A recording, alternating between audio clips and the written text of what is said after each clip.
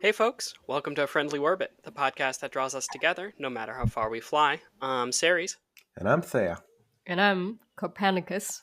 Welcome Yeah. back! Thank you guys for having me again.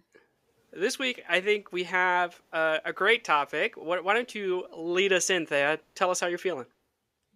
I will not tell you how I'm feeling. You're just gonna have to kind of piece it together from some inconsistent behaviors of mine. You have to figure out my inner workings because we don't have time for this. Let's go, go, go. Okay. Well, what about you, Copernicus? How are you feeling? Well, there's a lot to say about. Wait, have we introduced the topic? Oh my We fucking did. god. Yes, sorry. No, we I've got haven't. very complex feelings that it really takes time for me to elaborate. Somehow the incoherence of your answer is thematic. Guys, I'm feeling like... Oh, wait. My lungs. They can't breathe. Nothing has the time to breathe.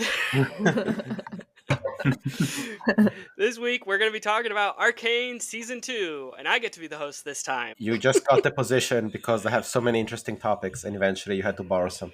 Absolutely. We're going to go around doing our takes on different parts of the season, and then in the end, we're going to come to a general conclusion. Although, based on the title, you can probably already read what direction we're going. But without further ado, let's take off. Yeah. Woohoo! Ignition sequence start. 5, 4, 3, 2, 1, 0.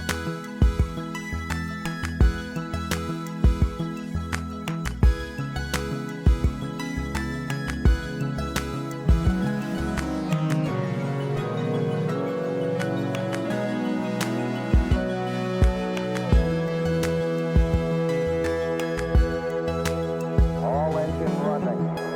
Liftoff.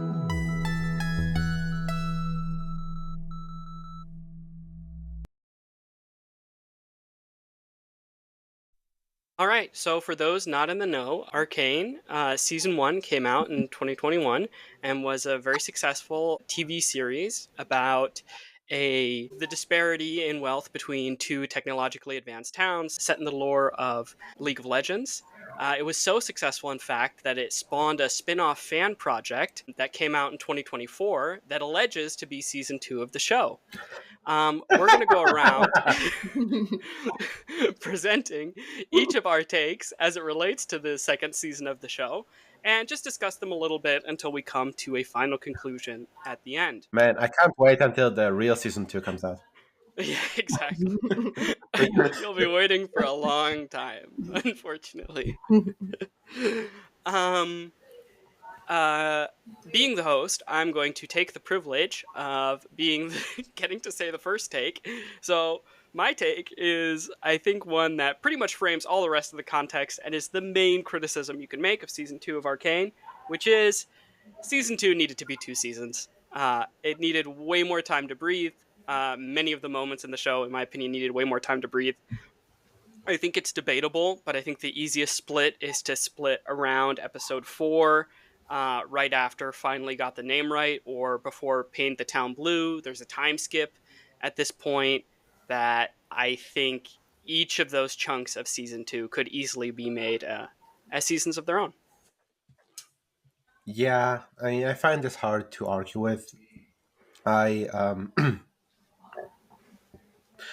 I think the whole series, the whole season, is like seriously kind of like I feel like it's almost like shaking, vibrating because of all the stuff that is in it. That Yeah, don't have the time to breathe. It genuinely feels like you have like missed some parts of dialogues at some point. I it's difficult to track character motivations. I think the plausibility of certain scenes is very heavily strained. yeah. For example, especially when you compare it to Season 1, because Season 1 was very buttoned up. Um, like, for example, in Season 1, who is on the council and who is not on the council, and the council politics are very, very important. In season 2, within very few episodes, it is A, unclear who the head of the council is, and B, the entire council gets unilaterally removed through the course of 2 rousing speeches from 2 different characters. Yeah, Which Caitlyn becoming like the dictator of Piltover was not on my bingo card. I mean, in the end, I don't think it was a bad story beat, but it was just incredibly implausible in the amount of time it was given. I think it could have been made plausible if that was an entire season and there were 5 more episodes to work with. That could have certainly been a much more plausibly developed part of the show, right? yeah, Um, but as it was, it was just like, wait, what? Nobody cares about the rule of law? 2 rousing speeches, and we're just replacing the government with a protectorate of one individual who holds absolute power? I yeah. mean, It feels like, yeah, it feels like someone should have said, like, oh, there's a special law to permit this, but 2/3 of the council must vote in favor of this martial law special ruler, and yeah. then we needed to have like at least half an episode of debates Yeah. before Caitlyn. Yeah, no, And I absolutely. think I think Caitlyn also needed a scene where she was reluctant to take the power and then did take the power, where she can explain her motivation a little bit more and get into, the trauma that she's currently feeling, Hmm. because she goes from completely to shocked to yes, I'm taking the job Hmm. through a fully silent 30-second chest pounding montage, Hmm. which I wish I was making up. But it's like, it to me is weak. It Hmm. is weak in terms of character development. Not that it's implausible for her to take the job, but she should have talked about it a little bit, and somebody should have told her, "You're the only one that can do it, and this is why you're the only one that can do it," or something like that. But I Yeah. mean, if somebody said to me, Ceres, you're going to be the president, and I'm like, what? And then they start pounding their chest until I say yes. Hmm. I'm not going to say yes. Hmm. I'm sorry. I'm going to be like, no, no, wait, hold on. No, stop. Everybody stop. Stop what you're doing. What? Yeah. See, that's why you will never be president. I will start pounding my chest immediately. Oh my God. Keep this man out of office. Yeah. Um, Can I go next, because I have like a point that segues really well into from your point without being the same point. okay. I also want to throw in one more thing. Sure. Jinx's redemption arc, right? She acts in ways that are very difficult to understand, and very contrary to how she is in season 1. And with enough time and space to breathe and expand on that topic, that would be called character growth. But because it doesn't have that, it just feels disjointed and strange. And you're like, what? Wait a second. In season 1, people do very minor things, and you blow them completely out of proportion because you are, unstable in your Jinx, and that makes sense.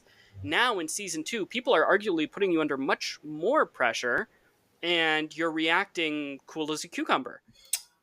How does that Mhm. make sense? Ceres, it's the healing property of having a child. Haven't you seen Yeah, enough it's about exactly. it? And that's also, speaking of rushed. Like, you can't do that to me. You cannot kill a child for on a TV show. Yeah, A I child that has agree. a name that you've grown attached to. You cannot kill that child for such little narrative impact. Mm. We literally don't even ever see the aftermath. Like, we don't see what happens to Warwick's head as he gets shot. Like, it's all implied. It all just kind of happens, and it's all kind of implied, and then she's gone. Yeah, I really Um, think that this show is like a lot of like the goodwill that I have for season two is riding on like the goodwill that they built up from season one.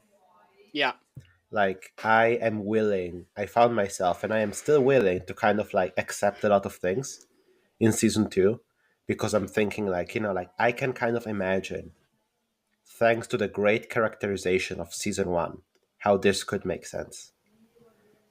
Because season one has like it has all this goodwill built up, and I'm yeah. like, okay, I can kind of feel this. I can kind of get this. Yeah, I can see how But Jinx. you're putting in the work.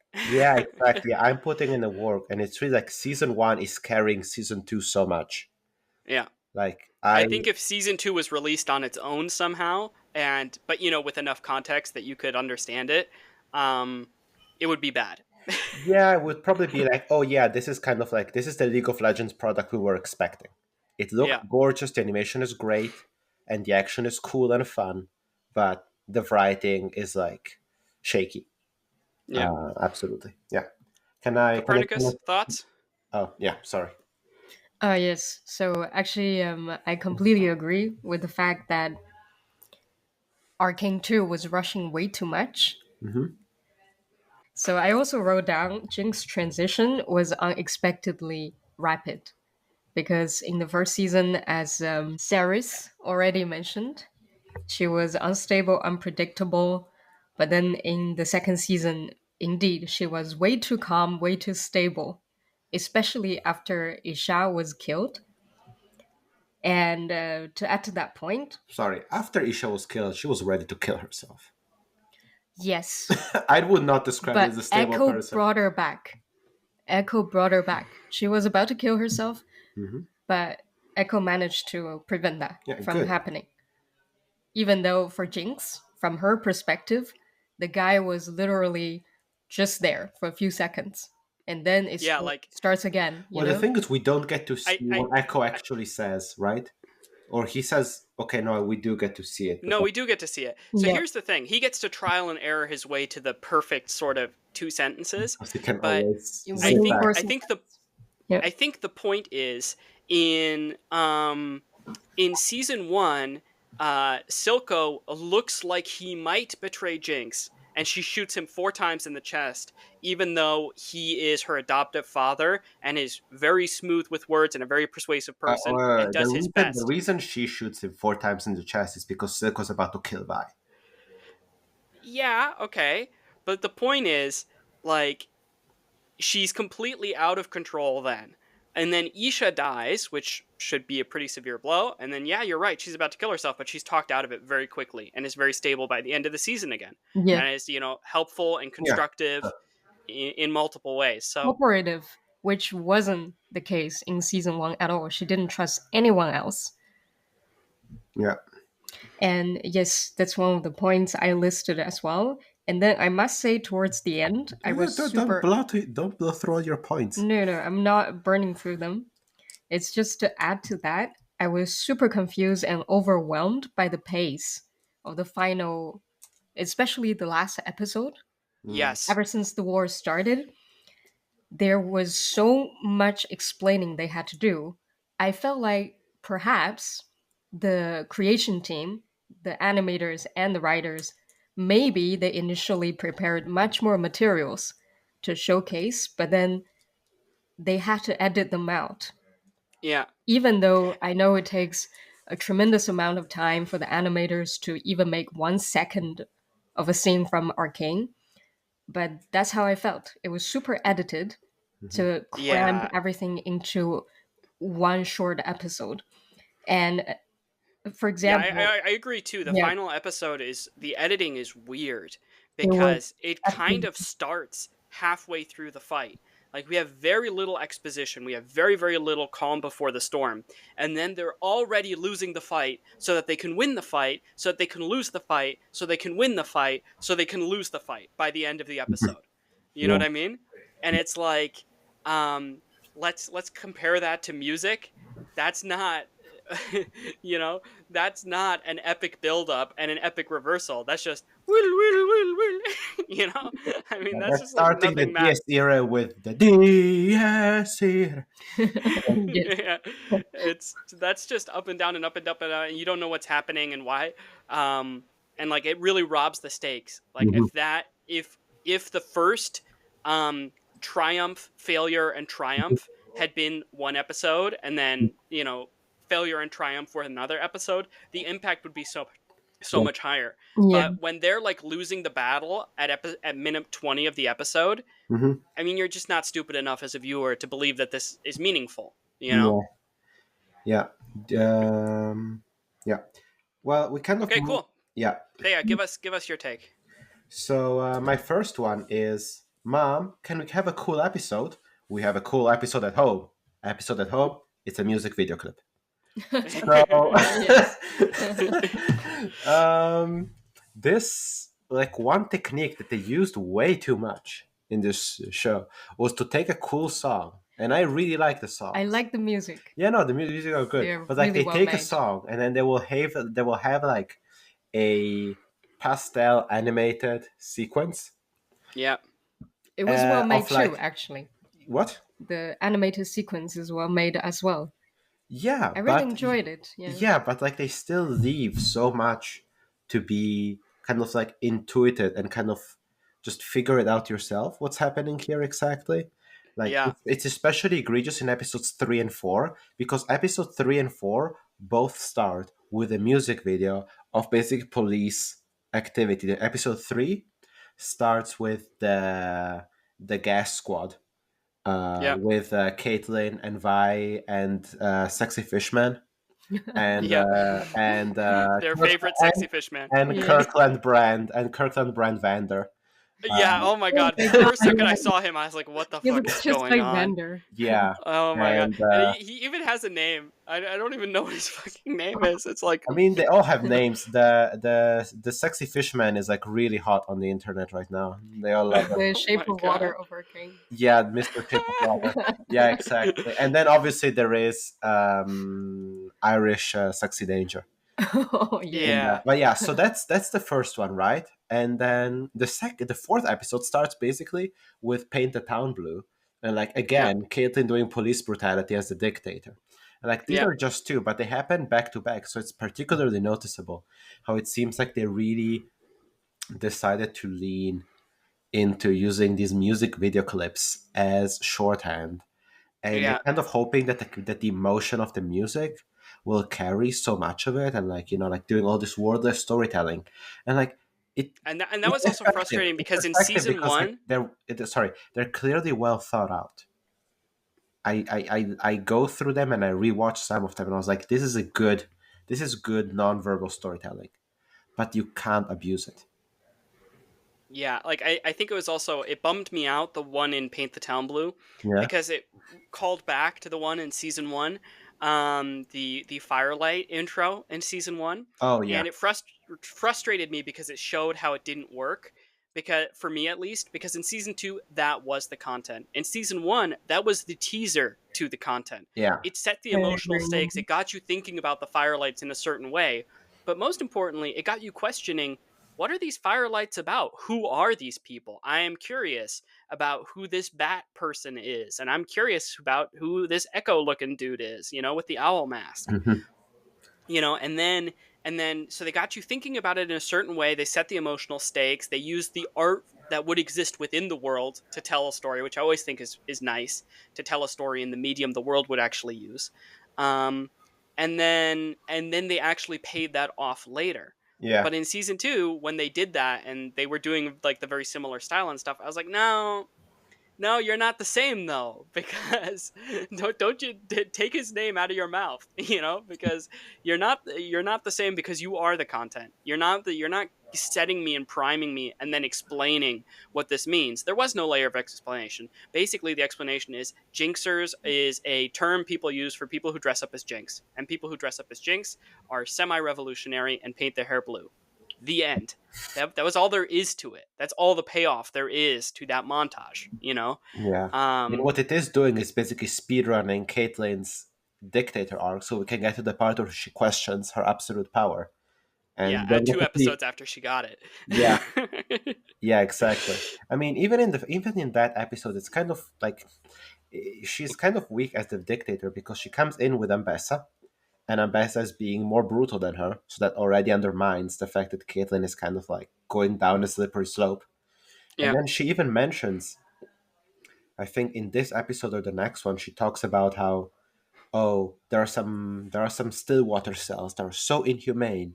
I have forbidden Yeah. them to be used, but I will use them on you if you don't talk. Which is like, okay, but this is a beat for the build up towards becoming a dictator, right? Yeah. This is the beat of like, oh man, she's threatening to use the big jails, the dark Yeah. jails. Oh, that's bad. But here it's like, oh, I guess she's not as bad. I guess it's not as I bad as it also could be. I also want to highlight that point a little bit. This is not necessarily a negative of the show, but I was really frustrated with Caitlyn. My least favorite villain trope is I lost one person in my family Therefore, I'm going to perform an action that immediately kills like 200 people of other people's families with like zero self irony or anything like that. That always annoys me the most. It's like, oh yeah, when I was young, the Balzorians stole my mother from me, so now I'm destroying all of Balzor. Yeah. And it's like, you must you must hear how hypocritical that is. I mean, that's just like stupidly, it's Don't not worry, even like, Ceres. We will do an episode about Gotham season 2. yeah. Okay. Did I watch Gotham season 2? I think I did, and I have no idea It's what you're the one talking with that about. moron with that family who were like slighted by the Waynes once 300 Oh years my ago. god, I hated that dude. Oh, you just unlocked some I bad I memories. remember because you were talking. You had the same complaint about those guys. Oh Yeah, my and I god. can also Yeah. say about Caitlyn, I think it's also odd how there is that bit where in the big opening of episode 3 you can kind of hear the voice of her mother being like, oh, we have all this system of like fissures to contain the gray, that gas Yeah. that they use, where the mother is like, oh, the people of the undercity, they deserve to breathe. And kind of like, why are we doing a Kiraman family like redemption now? Like, why are Yeah. we? Okay, I get it. Do we have to kind of like empathize that she lost her mother and her mother was a good person? Because like in season 1, her mother calls Vi a stray. Yeah. That's Like, Her true. mother is actually not that great a person. And I yeah, really exactly. wonder, sort of, after the Caitlyn redemption, how exactly that's going to work when it's like, oh, your police brutality was responsible for the death of at least 50 unarmed civilians. And she's like, yeah, but I was grieving, you guys. I was grieving, though. And then I realized it was wrong, and so I stopped. who Hugs? who knows? Yeah. We don't have time for that. We only have time. We have time for a montage, another montage with Mel Yeah. Medarda talking in the background about how everything is resolved now, kind of. I had a similar point on mine. I had written down too many montages, or is Vi an alcoholic? Because that is just glossed over so Yes, quickly in that is her an. fighting montage. You can clearly see her drinking more and more excessively with Yes. Discount Vander until finally he won't even put up with it Oh anymore. And yeah. even then, she's drinking more abusively, and her apartment is littered with alcohol. Yeah. And so it's like, it seems to be. I mean, okay, I also have a certain background with alcoholics in my family, but like, to me, that's like, she's clearly an abusive drinker. She's an alcoholic, she's an addict. But by the end of the show, she's drinking what appears to be whiskey, bourbon, something like that. She's drinking some kind of liquor, staring at the fireplace, and has her touching final season moment with Caitlyn. Hmm. And I was like, wait, so is she not an alcoholic, or is she an alcoholic? Is she a functioning alcoholic? Is anyone going to talk to her about the fact that she drinks way too much? Yeah. Um, I mean, I think this is like, I mean, well, yeah, you can kind of like look very deeply into it. I don't think that this is something that we're meant to look into it too much in a realistic way. It's more like, her use of alcohol is kind of indicative of her mental state. So if she's calmly sipping bourbon while staring into the fire on a fancy chair, that's good mental state. But if she is drinking excessively in her plucky apartment, that's bad mental. yeah, my gut feeling, that's not how alcoholism It's works. not, but I That's think not how it's reality kind of works. like, yeah. And I think it's kind of a bummer because in season 1, the addiction of unnamed ponytail glasses guy is expanded on and described in a more thorough and emotionally touching way than Vi's potential alcoholism is in all of season 2. Yeah, I think Um, we need to look at alcoholism of Vi the way we do look at smoking in season 1. It's kind of like it's an indicator. We're yeah. not meant to read But into but it. but it is kind of too bad, right? I mean, it like Shimmer and stuff really talks about addiction and is a drug, and they do kind of get into that in season 1 a little bit. Yeah, And it is too bad that they have this. But I don't know. Maybe to the creators, this doesn't ring as a destructive downward spiral into alcoholism as it does to me. Maybe that's just my bias, but I was like kind of bummed that that wasn't actually talked about because I think it would be interesting to talk about how Vi deals with her feelings and how drinking them away is not one of the good ways to process the many feelings she has. Yeah. Copernicus, do you think about it? About alcoholism. Well, about specifically the Yeah, alcoholic. Copernicus, do you endorse alcoholism? Are you pro or against? I I think in the end, maybe they want to show that Vi managed to drink normally in a Yeah. recreational manner. Maybe that shows she completely recovered from alcoholism. Perhaps I that's mean, what they want to I show. don't think they were ever meant to question too much whether she was an alcoholic So medically. I mean, here's the thing, right? Just looking at real life statistics, the vast majority of alcoholics, when they quote unquote fully recover from alcoholism, what that means is they don't drink anymore. There's a very small fraction of people who are alcoholics who still drink, but Mhm, manage to drink responsibly. Yeah, that's Um, what I wanted to say. mhm. Maybe she but like the managed whole to idea go of back. alcoholism and addiction is like once you're an addict for life, right? So that's why that part was so weird for me.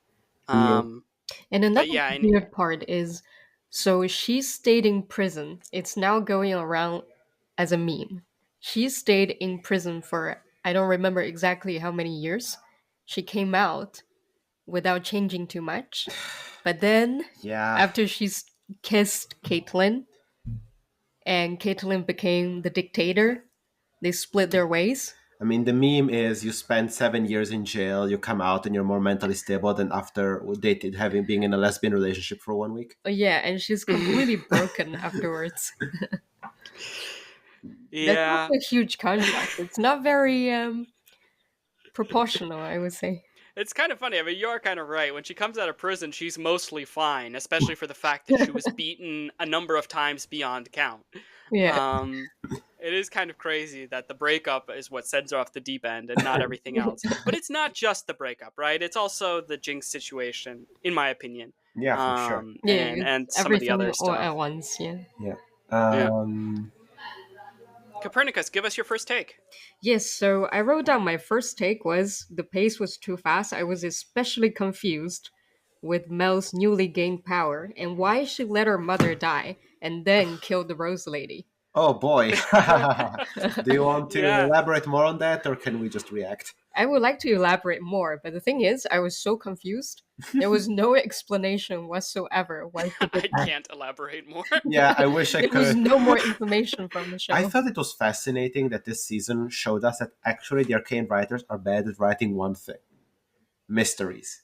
Because in season one, I didn't talk about it in season when we about in that episode, but I thought, oh, it's really admirable in this age of television where it feels like every show needs to have like a mystery to kind of Mm, lead you on. Like even Rings of Power had kind of like, who is Sauron? Ooh, could mm, this old man who looks like Gandalf be Sauron? yeah, But Arcane season one didn't have mysteries. No. They yeah. always showed you what was going on, and they were so good at creating compelling drama that made you want to know what happens next. But there Yeah, was I mean that's kind of the foreshadowing. thing, right? Is from a writing standpoint, obviously I'm an expert writer, so I know this. But from a writing standpoint, it's always felt to me like a mystery is one of the easiest ways to hold audience interest because I say, I can have a fantasy world that I invented that is so compelling that you want to be a part of it, and that would be difficult. Or I can just make a fantasy world and not tell you about half of it and say, "Would you like to know the other half?" And of course, whenever somebody presents you with information you don't know and asks you, would you like to know more? The answer is obviously yes. So it's very easy to lead people on. Once you have a minimal investment from them, then you just don't tell them about the rest of your setting and you just kind of, they limp along for 13 seasons until they finally find out, oh, the answer to Lost is there is no answer. They had no idea what they were doing. It doesn't make any fucking sense. There is no solution. But you Mm, watched all the seasons. Thank you for your watch time. yeah. Yeah, Yeah. because Sorry, yeah, Copernicus. because what she did was actually she was fighting her mother in that scene She in the was final fighting her episode. mother. Yeah, it was Mortal Kombat. It Like was a they Mortal were trying. Kombat. They were each of Exactly. them were intending to kill the other. I don't know if the mother was intending to kill Mel, but the mother was clearly intending to kill Caitlyn. Yeah. Caitlyn was intending to kill Ambessa, Yeah. and Mel was clearly intending to kill her mother because she did in the end. She did in the end, but then she also killed the Rose Lady. No, she Yeah. And he said, I did she now know kill her? who you I are. don't think she kills her. She just kind of like banishes her away. Could Like, be. Well, we don't know. Maybe We she's don't know. killed. Maybe Yeah. she's banished. Maybe she's killed. Yeah, and we don't really know who the Rose Lady is or why she hates Ambessa. I did a little bit of research on this. If you guys care, the original League of Legends lore is that Noxus, is obviously this nation that Ambessa seems to somehow represent. I don't know if she's the Emperor of Noxus. There seems to be sort of an Emperor Empress sort of throne that is vacant. Or sorry, that isn't vacant, but like switches hands quite a lot, because of how Noxian culture works, because they believe so much in ambition and deception. And the Black Rose in the official lore is kind of this secretive cabal of nobles who sort of work to hold power as sort of a parallel structure to the throne. And they often don't know who even each other are. And so most of the Noxian related characters in the League of Legends universe have some kind of relationship to the Black Rose, usually either is an affiliate or thinks well of them or hates them or whole family was destroyed by them. It's usually something like that. So yeah, it's kind of a well-established Noxus trope, but yeah, I mean, I guess the implication, I don't know what you guys took away from it, but the implication to me was that Ambessa had an affair with someone who had magic, and that child was the shapeshifter we ended up seeing in the series, who also had magic and wanted revenge because Ambessa defined her view of family quite narrowly. Like she doesn't sort of accept this bastard child as her own and as part of her family. yeah. I mean, to me, at the end, a lot of the unresolved and unclear things felt like I think they want to like make a spin-off show in Noxus, and this is supposed to make us want to watch the next show to But find to more be about it. honest, I mean, I had a point on this too. I had called it sequel beta's payoff. Because Yeah. I that's the impression that I had. My impression is that they want us to know more, like want to know more about Noxus, and so that's kind of like half of the why they write the mystery bad, because the payoff is not a payoff. You don't go out of the mystery going like, now I understand, it all makes sense. it doesn't. Yeah. But the other half is because they don't write the mystery in a way that you could reasonably. Infer something out of it. Yeah, like you don't hear the solution and go, oh, of course, that makes sense. I could have reasonably gotten that. That's what a good mystery makes you think. The Exactly. mystery is like, Yeah. I guess the answer is magical child. I guess I could have guessed that randomly. Yeah, but I mean, over here, the mystery is magic based. Yeah. You cannot logically reason through it, which is what makes it pretty dull, in my opinion. Yeah. You do not want to follow up on it. At least, Yeah, I mean, that's here's the my- problem with setting your mystery 20 years ago in a land the show is not about, right? Yeah, exactly. It's like, yeah, okay, that one's going to be hard to really, give the clues in the environment without characters just directly saying, oh, I remember back then this and that happened. Yeah. In terms of sequel shows, they have talked that Arcane sequel shows are in the works and have been worked on at least a year so far, yeah. or about a year into production. And the sequel show is supposed to show off regions such as Noxus, Ionia, and something with a D. I'm not a Demacia. I'm not a nullhead. I don't know where these places are. Yeah. But yeah, no, yeah, exactly. So I really feel like they were doing stuff in this season where it was like kind of baiting you, but it's bad if the bait is the supposed payoff to something else. And like I liked Medarda, I liked her in the first season 1, and I thought in Act 1 she was also interesting with the stuff she was doing with her spy, and then all of a sudden she gets teleported away to somewhere where I don't genuinely couldn't care less. Medarda. Yeah, Medarda. Yeah, he's talking about Mel Medarda, not Ambessa. Okay, Not 'cause Ambessa. I was thinking which Yeah, Medarda. Sorry. Yeah. And Yeah, on exactly. the topic He of means Mel. mysteries. Yeah, and on the topic of mysteries, it's this kind of similar situation when Jace comes back from the multiverse from his trip to the Oh, multiverse. I was so confused over And there as yeah, well. and like it makes you you end season act 2 wondering why did he kill Victor? Yeah. But Yeah. like that Mercilessly, he was. I mean, I wouldn't say mercilessly, but It was. It was he was. such a I mean, without hesitation. no, he did. He had the arcane, classic arcane, the bonds of love that tie us together, make every step very hard moment. But he did shoot.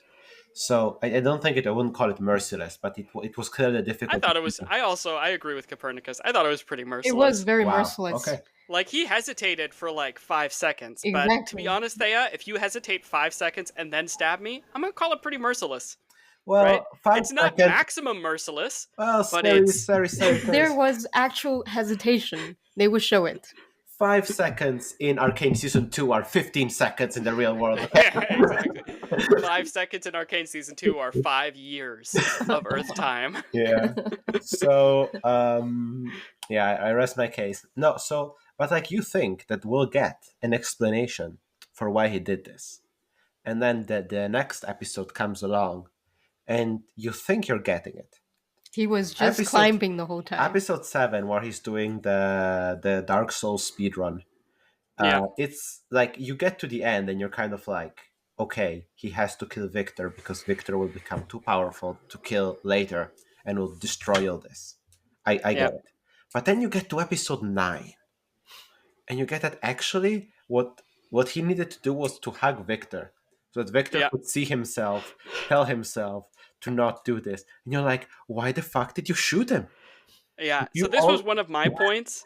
I didn't have a snappy title for it, but it was basically, after being teleported to the worst timeline, Jace shows Victor that a hive mind is not necessary, but first he's going to smash him with a hammer to show him it is necessary instead of talking to him.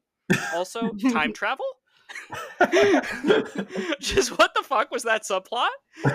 Visually, I quite enjoyed it, and the dialogue was good, but what the fuck, Jace? First off, Echo is not the only source of time travel in this universe. This universe has 2 forms of time travel, and the Victor time travel is pretty fucking canon breaking. That is a dangerous tool. That characters can get that good at time travel, that is a very dangerous precedent to set in this universe. But, like, that aside, yeah, why didn't he just hug him the first time? Why didn't he just talk to him the first time? Yeah. He turned Victor into the villain in order to show him the lesson that would turn Victor back into the good guy. It's very, very strange because he has all the information at that point. Victor doesn't even think a hive mind and perfection is necessary. And Victor's little colony, I must say, I mean, it did look a little culty, but it looked a lot better than a lot of other places in Zon. Yeah, it was absolutely beautiful. People could have lived that way, you know? Exactly. So just a little hug then, and a little bit like, hey, Victor, don't drive it too far. And Victor goes, yeah, you know what, Jace, you're probably right. And old Victor, you're probably right. And thank you for warning me. I won't overdo it, right? Would have been so much easier than turning him into the worst version of himself first by a murder and then fixing him. Yeah, it doesn't track the series of causality was like made sense up until episode 9. Episode 9 was like, what are we doing? But still, I want to say, like, I felt like that dialogue was really beautiful. I felt like that scene was really beautiful. I felt like their friendship is great. When he says there is no prize to perfection, only an end to pursuit, I was like, wow, what perfect, like, 2 lines to summarize so much. Like, I really loved their relationship. I love the way they interacted. I mean, and personally, I didn't like Jace that much because no one likes Jace. Nobody likes him. I think he reminds me of like the worst version of myself, where it's just like the last thing you hear is all you believe in. But yeah, so I mean, Jace was always like drastic action based off of the last conversation I've had, which Jace is pretty much a redhead. Yeah. A redhead? Yeah, no, that's the redhead is the girl who sleeps with Caitlyn. I think we you probably mean a hothead. Oh, sorry. Oh my you probably God. mean a hothead. Oh my God, sorry if that comes off as offensive. Yeah, sorry to any of our Irish audience. Yeah, sorry to Irish all of our ginger redheaded audience. listeners. Sorry. We didn't mean it. We Yeah, meant hot-headed listeners. Hothead. Sorry. Oh my god. I have a snappy title that fits in right here. Okay, because I have another point related to We have to circle back to Victor's the Black Rose transition. thing. There's still more to say there. Sure. Mel, you mean? Yeah, Mel and Yes. the Black Rose. Black Yeah. Rose lady, yeah. I mean, I can Yeah, wait. I mean- My title is so good, I can confidently wait for later. All right. I was just like, talk about an undercooked subplot. Yeah. Like Mel's reasoning. Mel destroys the Black Rose because she doesn't want to join them. Okay, relatable. But her reasoning is never given. That's weak. Exactly. That Why is did she pretty do weak that in at terms all? of character development, never giving them any kind of scene. And I think she actually has a very interesting situation to face. She's inherently magical. People consider people who are inherently magical in this universe to be quite dangerous. It's also quite a convenient tool to have for somebody who's ambitious. So it's basically like, you know, I mean, the stereotype that you are dangerous based off of your birth, shows and movies and epics and books have been made about that. There is a lot you can get into there. It is very interesting. And I think there's components of that reflect on modern racism. There's components on that reflect on modern like misogyny and like how can women act and how can black women act and are they seen as more threatening because of whatever. There's a lot of interesting stuff to get into there, and she has no time to talk about it. She has no time to develop her powers. She has no time to accept herself. She has no time to learn how other people might see her differently. Like, you know, people might see her differently now that they know that she has magic. She doesn't get any time for that identity transformation. She gets enough time to basically say, "No, mom, you've gone too far." And then, but I'm also not going to become part of a shadowy evil cabal, right? So basically, I'm going to choose the good ending. But she never really gives a speech where she's like, you know, Ambessa talks about her family motivations quite a bit in the show, and Mel is mostly silent. I was sad she never gets her final retort where she gets to say, you know, mom, you talk a lot about family, but I really think you're just talking about the monument to yourself, right? Oh, You talk definitely. about family, but you mean your legacy. You don't mean me. If It you was- cared about yeah. me, you wouldn't do what you were doing, right? And I choose my own path. And, you know, this is too much. You've gone too far. You're not my mother anymore, you know, and then destroy you or something like that. Obviously, I'm not the writer for Arcane. I can't produce the level of dialogue, but, you know, something like that. And then also to the Black Rose, but why is the supremacy of magic a bad thing? And does she regret helping invent Hex Tech? And does she regret her role in this whole situation? And is she still sleeping with Jace, or what's going on there? And is she sad that he's gone now? Poof! It's all a big fucking empty balloon, right? I mean, pop and it's gone. There's nothing there. It's super undercooked, and I think it's really sad because, I mean, she was one of my favorite characters in season 1. I was really interested. For me, she was such a manipulator and a schemer in some scenes, but also really genuine in others. And I was like, ooh, what's it going to be in the end? You know, which side wins? Turns out none of the sides wins. Nothing matters. But she did blow up her mom, though. That was a bummer. And then she regretted it. That's my impression. When she blew up her mom. I honestly missed that, but you might be right. Yeah. I also want to say, just like from a world building perspective, season 1 puts so much emphasis on like Hextech is magic and it's bad. And there's Shimmer on the other side to kind of counter it, to hedge the bets of the Undercity. We have Shimmer now. And like, There was not much shimmer in this second season. no, because Victor purged it all. But Oh yeah, he healed everybody. Exactly. But what I'm getting at is you can't just kind of like introduce 2 new magic systems, this Black Rose magic and like this Golden Beam magic, in a show where in the first season it was a very important part of the tension. This existence of Hextech and how like using magic is dangerous. And now everyone has superpowers. It's like Yeah. this used to matter. And I felt like It's also crazy because in season 1 it's so hard to invent hex tech and mages are so seemingly rare, and then in season 2 Mel just happens to have always been a mage, and then it really starts to make you question, has a mage never walked into Piltover? like when they were trying to develop Hex Tech, they didn't want to call on the phone anyone from, I don't know, Ionia or wherever and be like, hey, do you guys have any mages who want an internship that can help us figure out Hex Tech? Yeah. No, yeah, absolutely. And by the way, season 2 of Arcane is chock full of shimmer, but I wouldn't fault you for missing it, because it turns out the green fluid that Warwick is pumped full of and the heavies who do the massacre at the memorial are pumped full of, that is shimmer. It's called Apex Shimmer and is mentioned by Singe in a throwaway line halfway through the season. So the green liquid is also shimmer? It's a special kind. It's Apex Shimmer. Oh Fuck my. you. How, you. I mean, not to be too negative, but that's trash, man. That is trash. I should know that Vander is running on shimmer. The fuck? Yeah, Can I say there's a my- part where Singe is talking to Victor and he's saying, Apex technology and Apex Shimmer together, and he's gesturing at the fluid that's going through Warwick. No, disgusting. So, yeah, I mean, it's just the word he used in the moment, but that's, I guess, the name of it now. And I was also like, what is the state of... this is one of my points, so I'm going to tick it off of my list. But I was like, what is the state of technology in this world? Like, in Season 1, it was very clear. There is Hex Tech, there is Shimmer, and then there's kind of this scrappy green inventor tech that the Firelights came up with. No, but that's Okay, so kind of there's fine. Echo's Tech, there's Hex Tech, and there's Shimmer. Those are sort of the three sources of power in this universe. Now, Season 2, we have, well, actually, there's the Black Rose magic, there's Mel's magic, there's whatever the green anti-magic amulets are, which is like, hey, that's pretty useful. I'm surprised nobody ever mentioned that or brought that up in any of the previous seasons, that Noxus just has this anti-magic technology. Seems like that's what Mbessa needs to fight off the Black Rose and not Hextech. But then also this weird green liquid, this Apex Shimmer. Mhm. And then that's never really described what that is and how that power source works.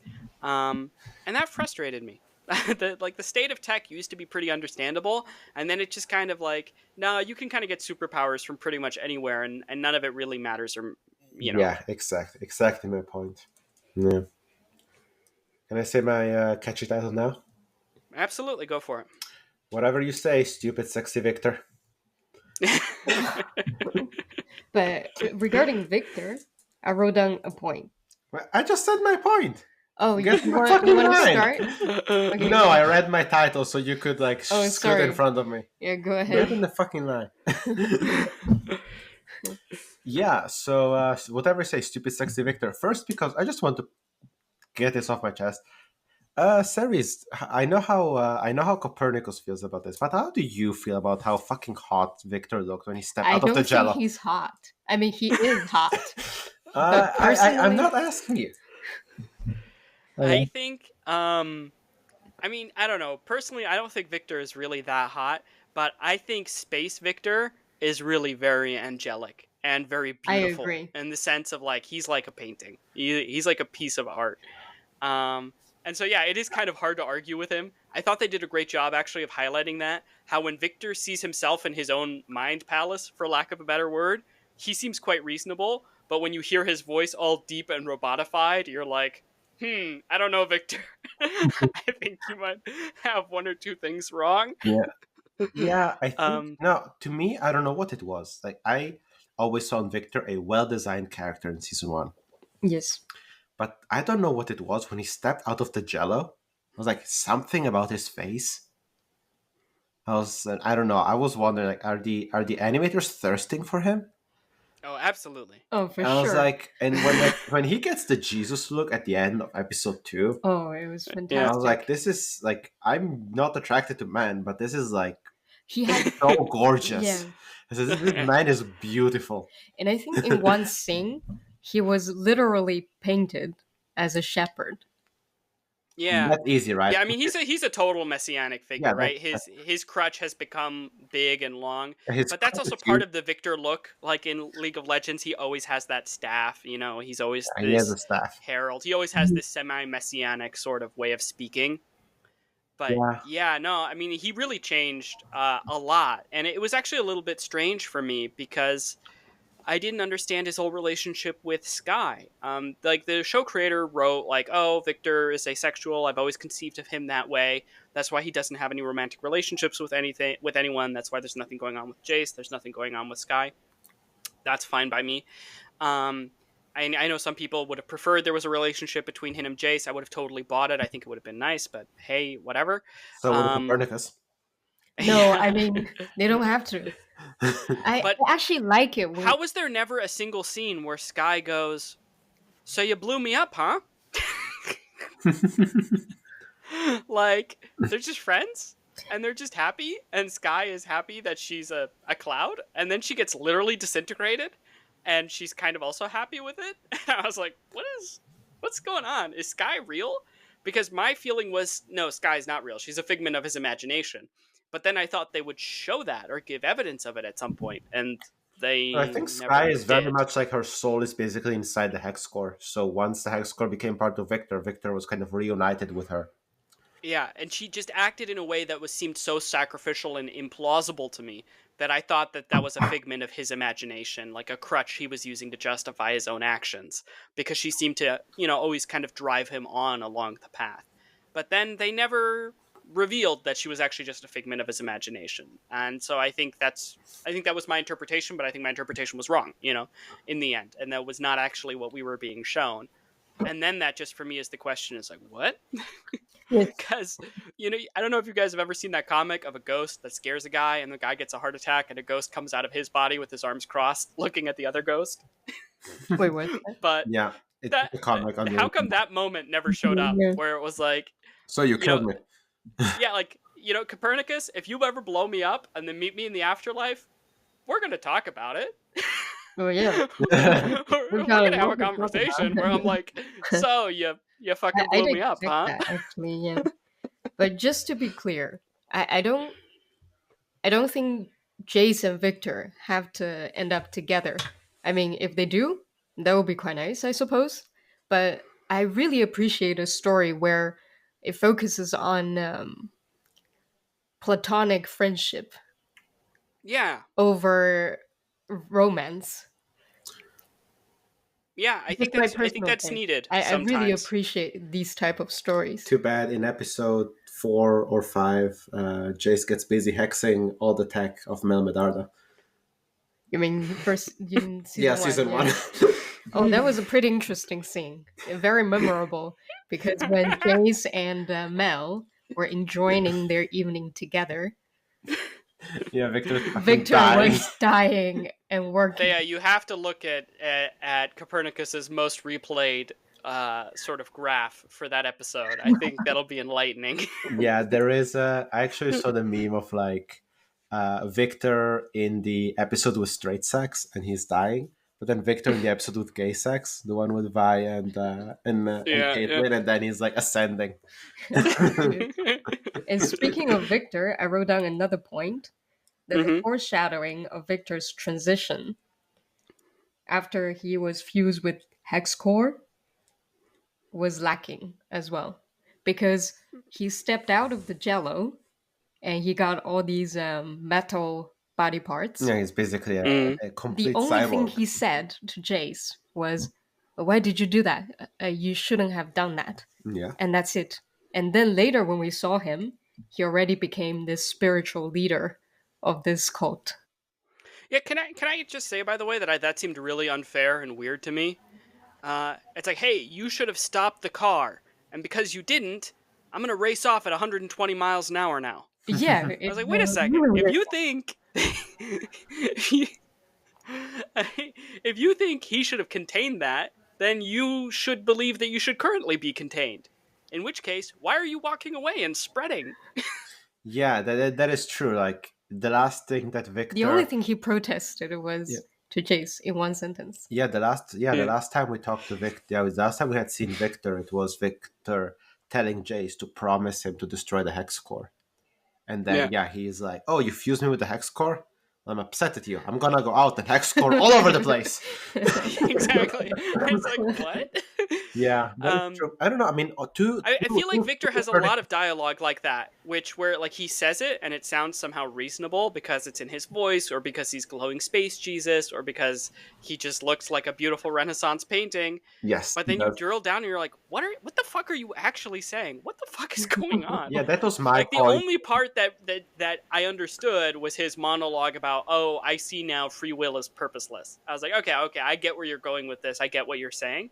But I feel like he says a lot of shit where you're just like, That what? yeah, that's what Can I you was. come down to earth for a second and just Yeah, talk to me like a human being? What do you want? What do you believe in? yeah, that's why I was sad. That's why I was sad earlier. Like, whatever you say, stupid, sexy Victor, because whatever Yeah. you say is like, yeah, I don't.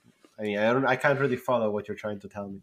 But yeah, no, sorry. To Copernicus's point, like, I think that there is enough, like, foreshadowing, if you want to, that he's kind of turning himself. He's slowly on a path to become more and more machine. Because the second he steps outside of that jello, he is his body is already entirely mechanized. Yeah, I mean, there is foreshadowing of him So, becoming a machine. yeah. So which part is not foreshadowed for you? Like, to me, there is, like, he's on a clear path from season one where he got his robot. He already turned his leg To pursue perfection. to pursue perfection. What do you mean? That's what you mean? You think there's enough foreshadowing that Victor, who just said to Jace, you Yeah. shouldn't have done this. Why Mhm. did you do this? You shouldn't have saved me because I already died earlier. It makes sense to me that he then goes out and tries to use his new power to help people, because that's what he always wanted to do in season one.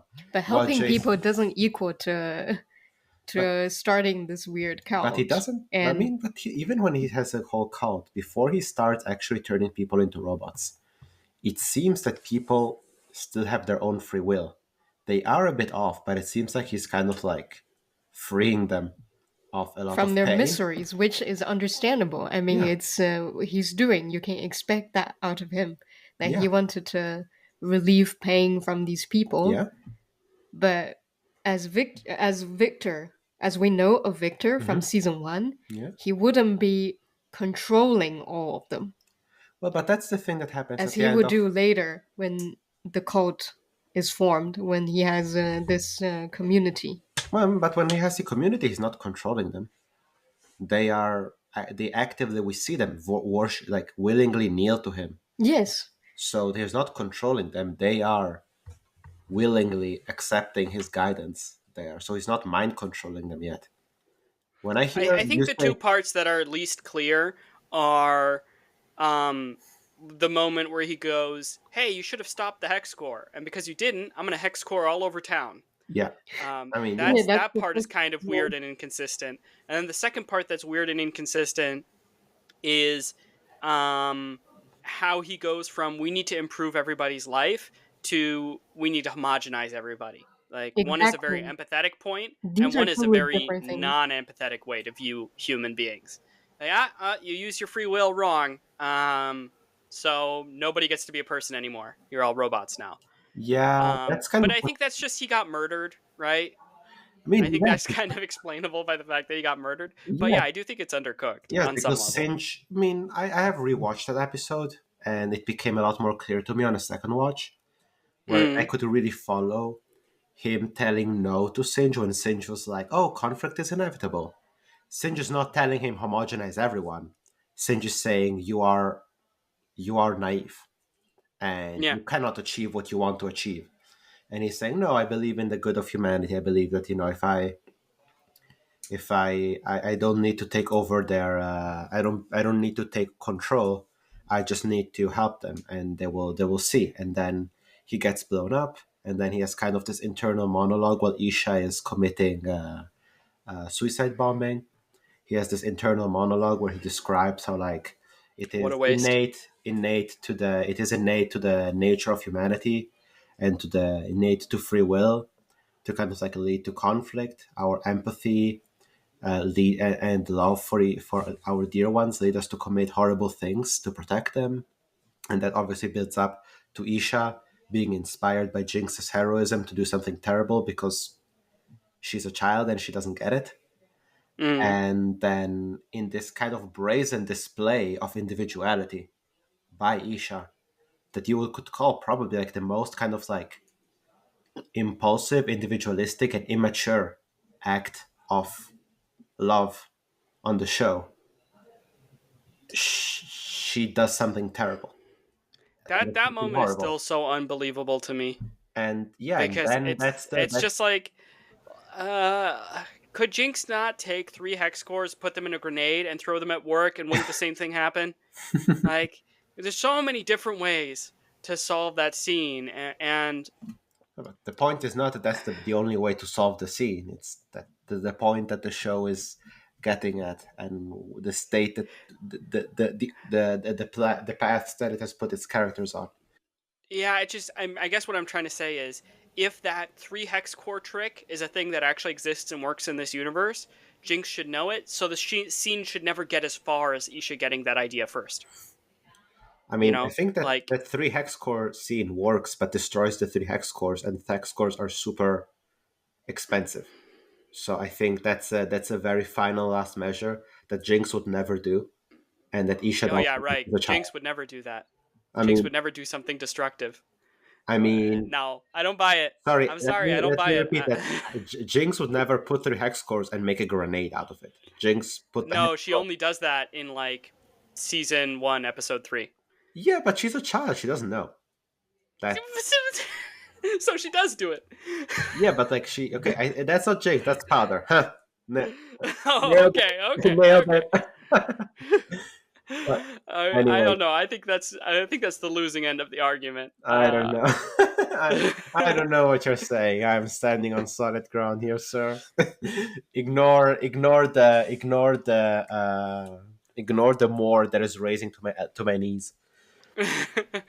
All Yeah. right. I think we have the time to do a lightning round, one more take from each of us, and then we can talk sort of just about our general feelings and our summary of the show. Okay, Copernicus, you go first.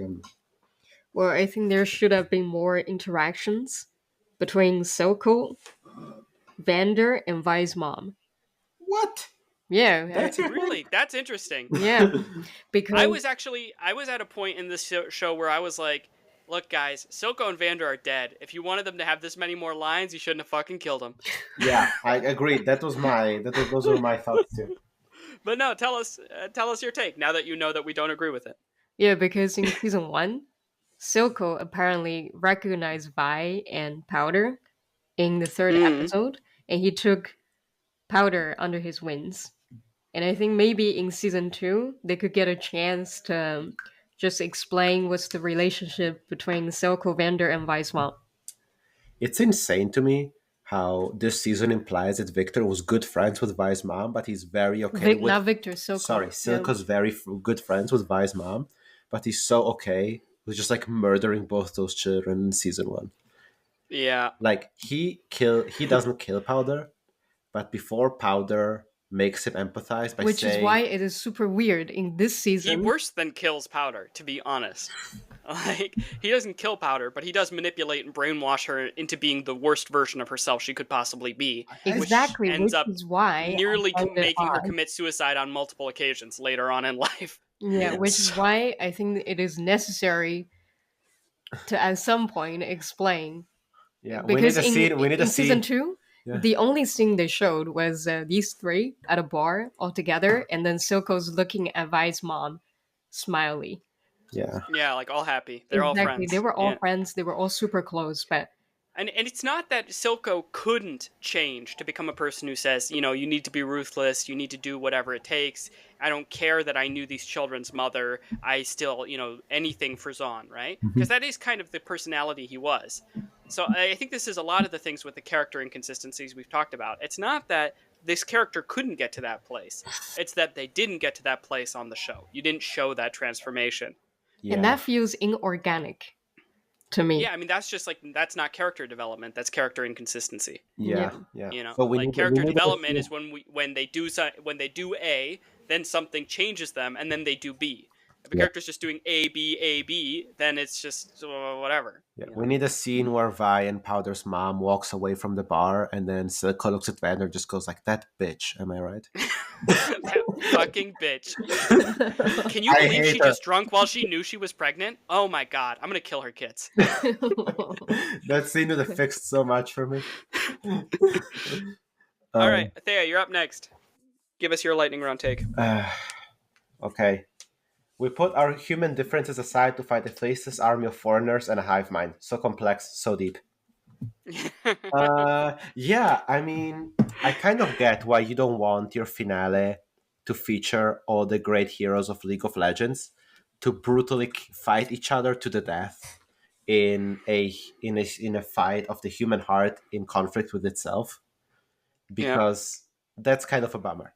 If the finale is Echo and Jinx trying to kill each other, yeah, that's kind of a bummer. And it's cool to have them all together in this kind of like, you know, League of Legends assembled moment. yeah, Again, but like it's kind of odd watching this show that was so much about the conflicts within a society and social struggle, and in this like Helm's Deep siege where all the good guys all the good guys fight off this faceless army again, of like this foreign faceless army, Oh for my also god. not very clear reason. Like at this point, Ambessa is still trying to get Hextech theoretically. yeah. Like what does she think is going to happen? I don't know. It's really And she odd. doesn't even need Hextech because She she does- appears to have shields that fully defend her from magic. yeah, Yeah, but also, and yeah. right, So sorry, what and then unifies Piltover and Zaun? A faceless foreign invader. yeah, When I exactly. saw that, I was like, yeah, I guess that's plausible, but that's really the easiest way to do it. Oh Yeah, my You know, and I god. also like mean, a hive mind monster man that yeah, so it's will. like never mutual, it's never mutual acceptance and understanding. It's never actually talking out the issues. It's just we'll both fight together against a faceless enemy and then have a cutscene where we show some of the Zaunite characters you've heard of sitting in the chamber at the counselor table. Yeah. Which, by the way, we know doesn't matter because one speech of chest thumping invalidates the council chamber. Yes. Did you just compare that scene to Helm's Deep? Yeah, like Helm's Deep, like it's a big siege. Like suddenly we have these Noxians. Who are like orcs? Yeah, I mean, I'm talking about the type of story that we're telling, right? Right. But yeah, kind of like. I mean, they're these faceless men that we don't care about, who can die, and we don't care about why they're fighting. We don't care about this. Like the season one is so much like, oh, the socioeconomic stratification of the society leads to these systemic injustices that erupt into tension. And now it's like it's the evil army from across the sea that is here to invade us. They all have a mask, so we don't have to watch them die. Yeah, with none of them have faces We don't except care for about Rictus. any of Yeah, I them. mean, yeah, I am comparing them to the orcs because I feel the same level of empathy when a Noxian man dies than when a Nurukai dies. I'm like, hell yeah, Caitlin, show that bitch how big your gun is. Yeah, get them. Get him with your cool weapon that we spent a lot of time kind of like stressing about why we shouldn't build this big, cool Hextech gun. But I guess now we have it. Yeah, I mean, it feels frustrating because, like in season one, Piltover and Zaun resolve all of their issues, and then they get blown up by Jinx, and it's kind of like, that was resolved kind of a little bit quickly, but I get it. You want to say something about Jinx more than you want to about the nature of conflict between two civilizations that live right on top of each other, or two cultures that live right on top of each other. But then in season two, they do it again, and that time they mean it, and it's like, oh wow. All that had to happen is what's her name? Savika? All that had to happen was Savika gets a seat on the council room and the problem is fixed. It's Yeah, funny because half of Zaun doesn't even believe in Savika, but I guess it's fixed. like the problem is fixed. That was it. Yeah, it's really interesting how like interesting and deep and like layered season one is, and how much season two is much more of like a superhero show.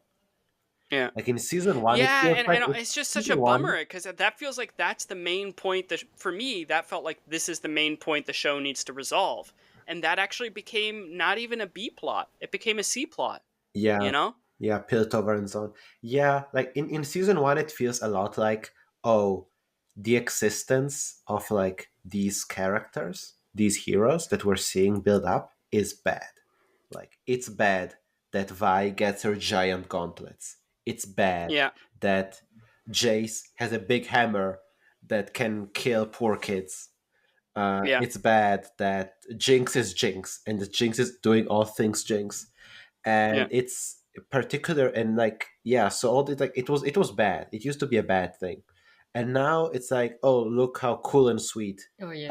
Caitlyn's big Look at these hexagon is. fucking bitch mittens take apart Anoxian, huh? Yeah, exactly. That guy didn't have family or a mother. Exactly.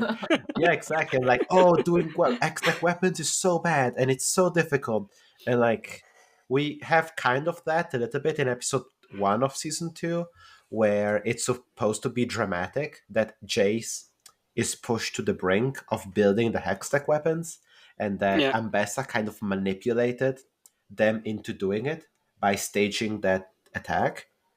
But by the end of the show, we're very happy to have these big guns and the bitch mittens. Yeah. And And Bessa's whole motivation there also doesn't really make a ton of sense because we're never shown that Hextech weapons are particularly good at fighting against magic users. yeah, by the So end then it's it's like, kind oh of my like- god, these Noxians, the They're pretty Hextech good at weapons, fighting these the Noxians magic users. don't yeah. need the Hextech weapons. Yeah, exactly. As that was all very okay. I'm gonna do my Yeah, do yours. my last take.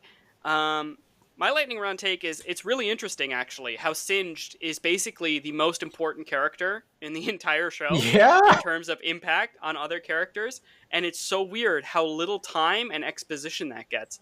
It's weird how nobody ever comments on the fact that vastly rapidly developing technology is destabilizing for society Yeah. and how it has all these impacts on everything. It's weird how after season 1 nobody's like, wait, who made all of Soko's shimmer, by the way? You know? He has to be randomly arrested in a mass arrest in a crowd where he's at the wrong time at the wrong place for him to get anywhere close to police investigation. It's weird how nobody talks about how there's a new kind of shimmer around that seems to be powering stuff. To be fair, nobody noticed. Yeah, exactly. It's weird how nobody ever sits down and fucking holds this character accountable. And then, look, But I am a sucker for all kinds of child plots just because they make me really emotional really quickly. But his reasoning for why he did what he did was lame. I was about to say, you know, but everyone who gets a daughter gets an automatic get out of jail for free card. exactly. Like Yeah. having not even As a long as you child, have a having daughter on the line, you're allowed to kill any number of daughters with shimmer. Yeah. Okay, cool. Yeah, like Ambessa with Mel, Vander and Silk, obviously with Vian, Powder / Jinx, Cinta. Yeah. Oh yeah. Everyone of has a course. daughter. Yeah. Everyone has a daughter on the line who they love. Yeah.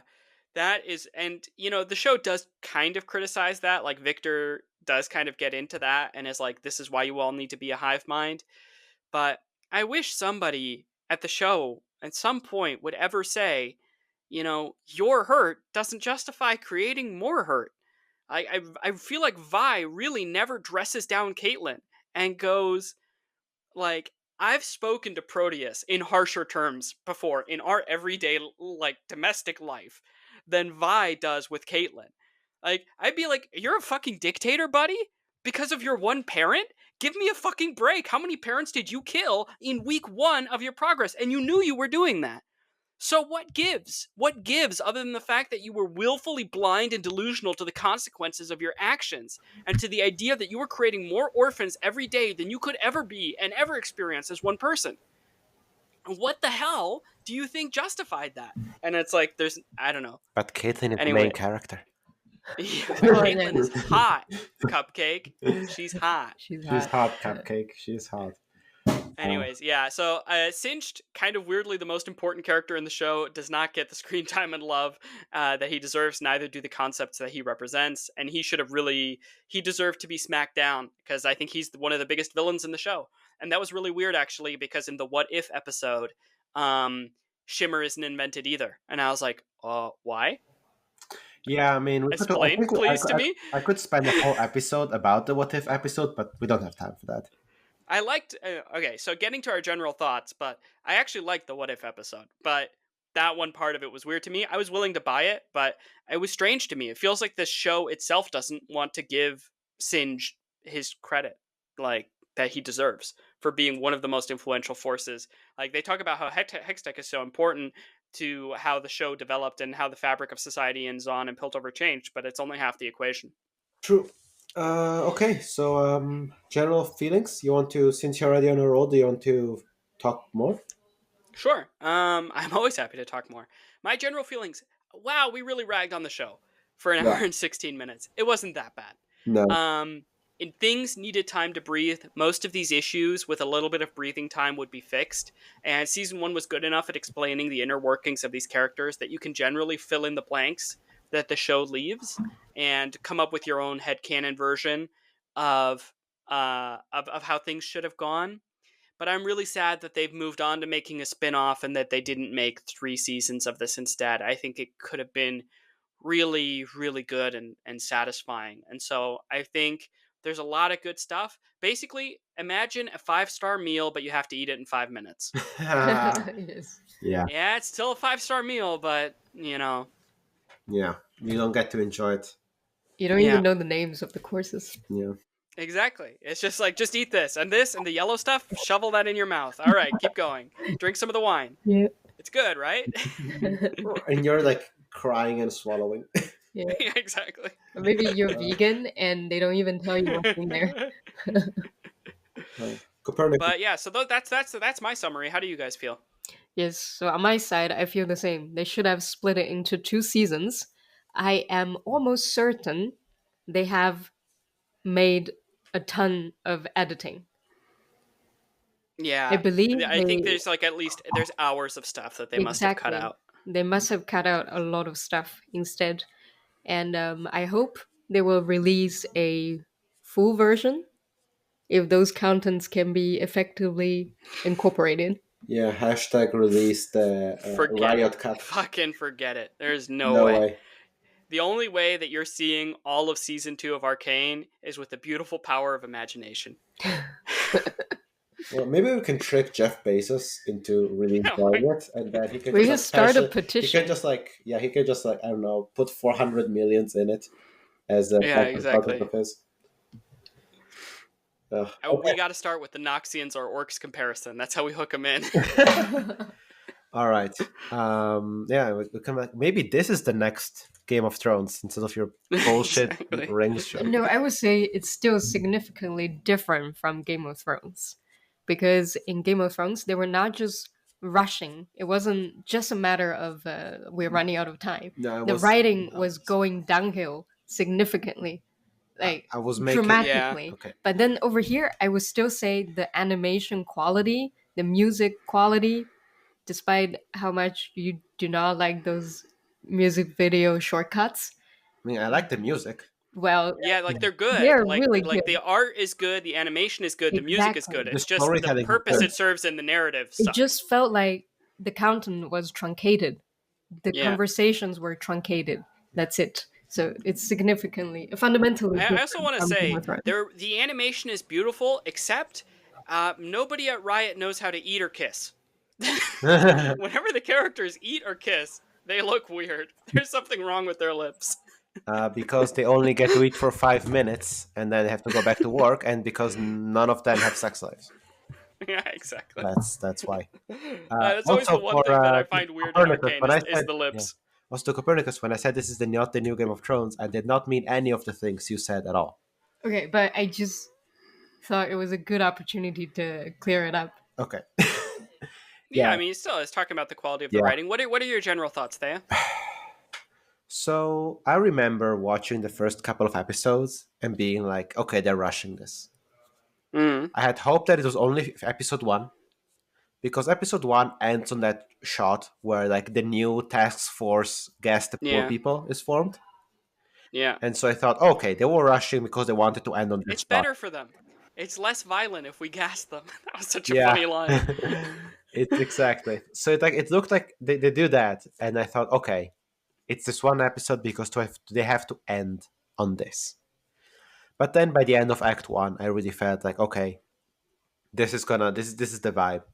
And I think that the healthiest thing to do was to kind of realize by episode 4, this will not be the same as season 1. This is not the same show. And Yeah. also the first season was the first ever like writing project of these writers, from what I know. Yeah. And it's okay that they feel a lot less less perfectionistic, like less perfectionists. They don't want to be as perfectionists, and Yeah, they don't want to be uh they don't want to perfect it as much, I yeah, guess and is like what I would they say. want to have, they have more fun. I feel like the season is written a lot more with the ideas of like, hey, wouldn't it be cool if X happened, and we'll Yeah. worry about justifying it later. Yeah, I And feel kind of like a Riot exec just came in there and told them, "Yeah, wrap this up, guys. You got to make 7 spin-off yeah, I seasons." mean that too, but I also feel like just like I think you can sense that the writers are like maybe a little bit more cocky and confident about it, and like I Mm. feel like from after writing season one, they have earned that. Yeah. And I think I enjoyed the show a lot more after accepting that this would be different. It wouldn't be on par. The writing wouldn't be on par, but they're also like going a lot crazier with the art Yeah. and being more wild and trying out more stuff. And there's value in this. By Yeah, the end, when you I know, sorry, no, you go. yeah, by the end when I realized that this was ending and it's this like big fight against a faceless army of foreigners, In one Yeah. episode. yeah, and a hive mind of robot men. I really felt like, okay, we're really not doing the same thing anymore, and Yeah. I will not enjoy myself if I keep overthinking this. I Yeah. have had 3 years to watch season one like 4 or 5 times at this point, and to overthink it. And maybe it's not fair and it's not fun if I watch the show with this mentality. Yeah, it's And kind of like that dynamic I described to you with Supernatural. That's why I've described it as a fan project. It sits easier in your mind if you just go, look, season 1 is canon, and season 2 is cool if you want to hang out more with the Arcane crew. yeah, I mean, I can't think like that, but I'm okay with saying, like season two wasn't perfect, but it was a hell of a ride. Yeah. And I think that like the thing that at the end, the thing that bothers me, I think more than any, that still bothers me, is the kind of half-assed Mel plot. Yeah. And I see your face, deceiver. Oh, clever, sly girl disappears into darkness, no explanation. Yeah, That what was was sly about any of that? That seemed like a pretty much like a full frontal That's why attack. I'm saying that this is completely sequel bait, because clearly there is more to it that we will get Yeah. to see in the Nox spin-off. But now we Yeah. don't have the time for this. And that's the part that really left a bitter taste in my mouth. But apart from that, yes, stuff still doesn't make sense. Yes, themes were abandoned, interesting stuff wasn't done, and I had to infer a lot of characterization in my head. Yeah, like But I think you're going to watch the show, you're not going to be bored, no, right? no. You're I'm not, not going to watch the show bored. You're going to watch the show frustrated because it could have been so much better because you've yeah, seen how it's been done better. like I But keep saying you're not going to hate every moment of what you're seeing. You're just, it's like exactly. that classic thing. I take you to a restaurant and it's a 5-star restaurant and you go, "Oh wow, I'm surprised. This is 5 stars. Is quite high. That's much nicer than what I expected." And then the next week I take you to a 4-star restaurant and you go, "Oh, well this is not as good as the last one." Yeah, Yeah, but it's still a 4-star restaurant. If in a vacuum I'd taken you to a 4-star restaurant, you would have gone, "Oh, this is pretty fancy." You know what I mean? So it's just like that thing of like expectations, right? Once you've seen it done really, really well, getting the budget version in terms of writing and in terms of like emotional investment and payoff, yeah, it's hard. yeah. It's Like hard, but that's why I think you're right. You got to turn off the comparison part of your brain and just enjoy it for what it is. Maybe you don't rewatch it 5 times, but no, just enjoy it for what it is, and it is still a worthwhile watch. If you want to hang out more with the Arcane crew, go for it. If you only eat caviar and you only want the best, maybe yeah. don't And then. like about the comparison with Game of Thrones earlier that Copernicus brought up, I never want to go back and watch a single clip from that season. That's why I said Yeah. it's fundamentally different. Yeah, but like I have in the past weeks, I've gone back so many times, like rewatching the Isha scene. I have rewatched the clip like 6 or 7 times. Wow. Because I mean it's a very beautifully constructed scene, and like the Yes, the Victor monologue in the background, it's and Yeah. beautiful. like It's the stunning. way that the scene that like that Isha plays into and like perfectly kind of like demonstrates the quintessential issue of inhumanity's free will that Victor is pointing out. Yeah.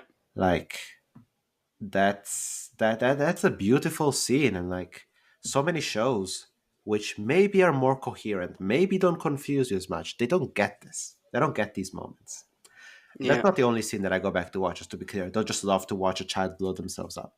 But I like that scene. But I like many other scenes. And I have gone back to rewatch pieces of episodes. I've even rewatched entire episodes already.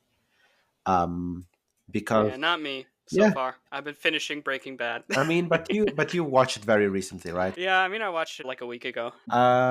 Yeah. So what were you Oh, rewatching, but Copernicus? maybe this should be cut out because All we can put in the podcast is your most rewatched scene is the sex scene between well, Caitlin and Vi. that was very well made. It's high quality animation. Yeah.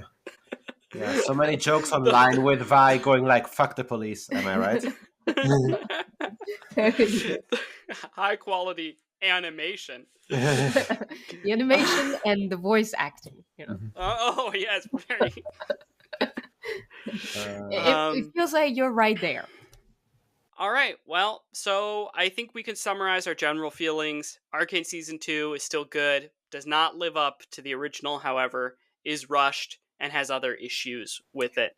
Yeah, I would call it a beautiful mess. A beautiful mess, yeah. It's a beautiful mess. There's Yeah, a lot for you to sort of interpret yourself, which is kind of better than some other bad endings that the show could have had. But already, do you guys have anything you want to plug?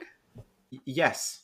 We have been watching a little show called Creatures Commando, Mm-hmm. which is the first project of James Gunn's DCU. It's an animated show, which is essentially kind of follows up on the tradition of Suicide Squad. Mm.